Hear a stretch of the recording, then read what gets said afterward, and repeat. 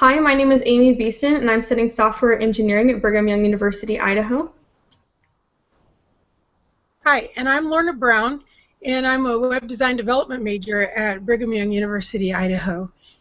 And we'd like to share what we've learned about the elicitation technique of ethnography.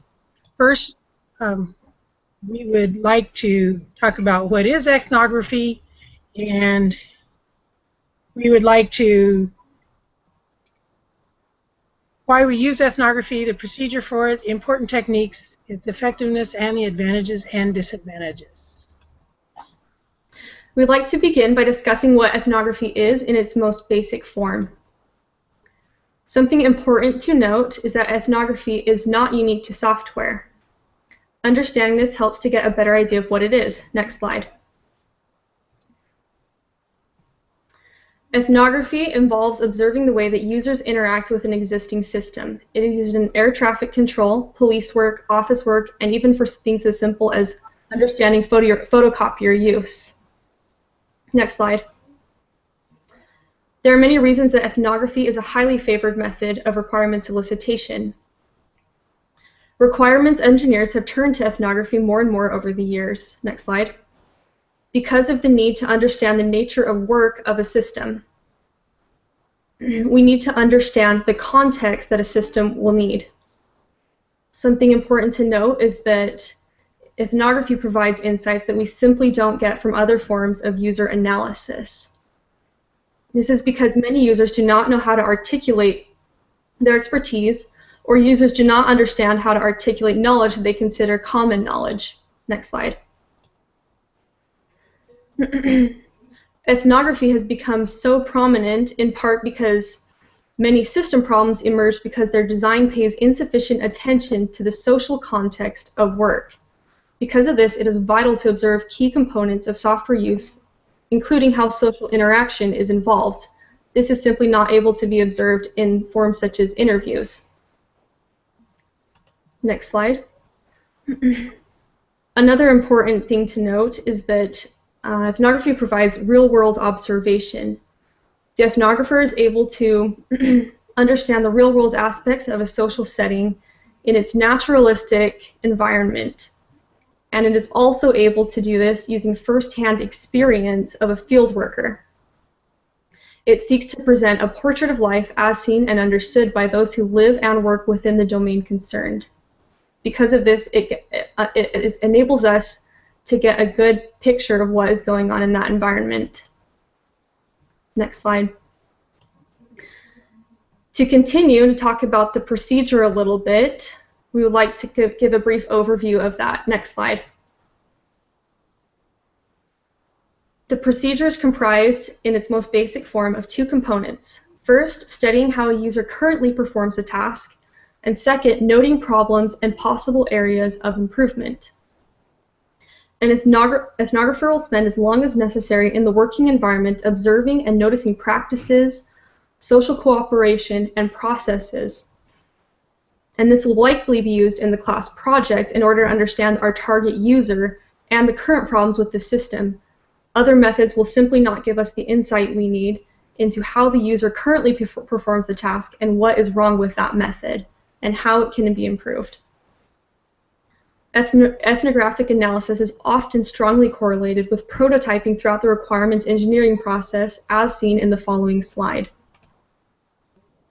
As we can see here, ethnographic study is performed while systems development is continuing, and the two groups will meet together for debriefing meetings in which they will relate the information obtained and be able to generate a system prototype based on that information. In one case studied, a period of 4 weeks of ethnography in the London Air Traffic Control Center was followed by a lengthy debriefing method involving both the field worker and the designers, and a first prototype was created. The process was repeated numerous times, and each further stage of the fieldwork was intended to target issues raised by the designers during the debriefings. Approximately 18 months of ethnographic study was involved in the 3-year project. Next slide. Another important part of the procedure is choosing to study different types of users. An aspect of this is that it's particularly enlightening to observe shortcuts and workarounds that may have been developed by power users because these offer insights into their real needs. In other words, it is very important to observe different types of users, both beginners and advanced users. Next slide. There are some important techniques that should be followed to elicit software requirements through ethnography. Software development poses some difficult challenges to traditional ethnography. There are techniques that increase the success of ethnography when working in a fast-paced situation, such as developing timely software. First, the first step is likened to a telephoto lens where we focus on the specifics. Researchers should find guides who can help identify who would be a good subject. Fringe members who have enough experience to understand the current system can be distant enough to be able to provide valuable insights.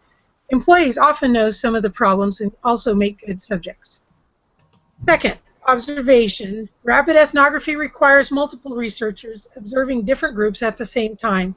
Observations will be more effective if they're concluded when the subjects are busiest. So having a subject or even the researcher walk through the activity also provides a lot of insights. Third, analysis. A collaborative analysis would be required in order to move quickly. The data has to be analyzed with software, filtering and searching, and also different research teams collaborating with looking for different patterns to recognize.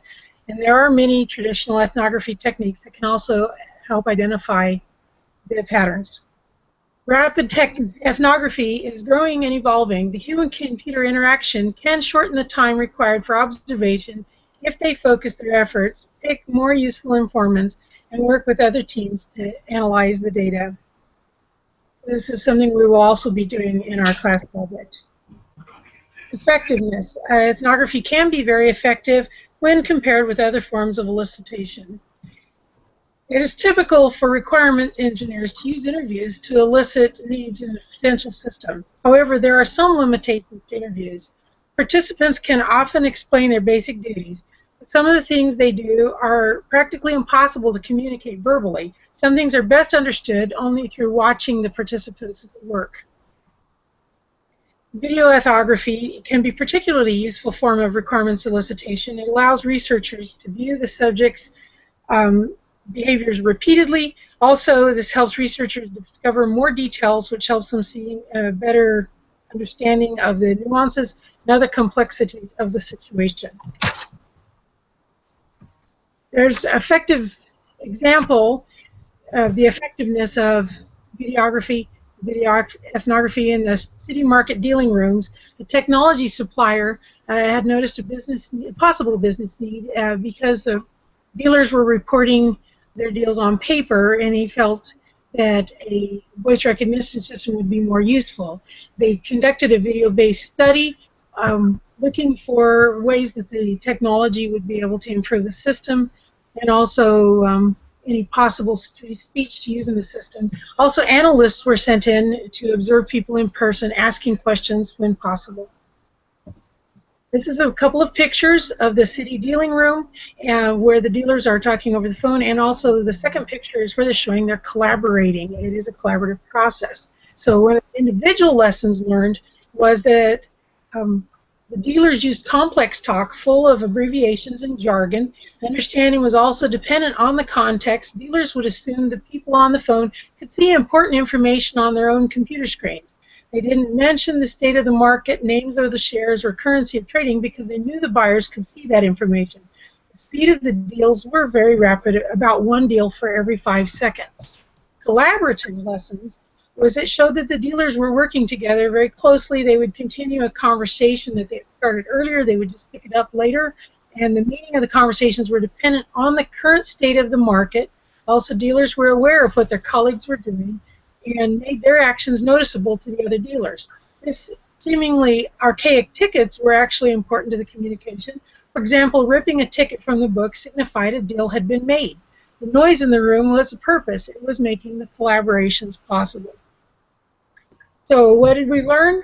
The study enabled the software design team to see the challenges of the software system that they would have to overcome. They concluded the project was not really feasible.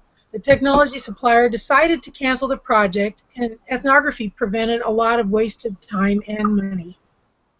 To summarize, we'd like to go over the advantages and disadvantages of ethnography. It is important to note that actual work often greatly described practices such as company manuals and handbooks. Also, work processes are always evolving and changing, meaning that they are difficult to analyze from a textbook. It is easier to analyze these in person.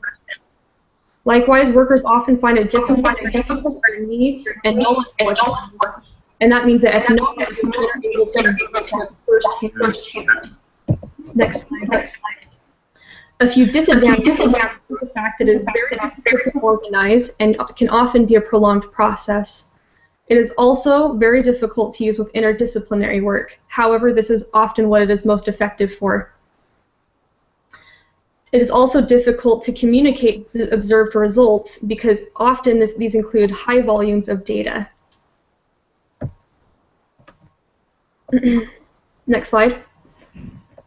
Ethnography is often appropriate for complex projects and especially for interdisciplinary projects because it bridges the gap between the subjects and the developers. This is often used in contexts such as social work and software.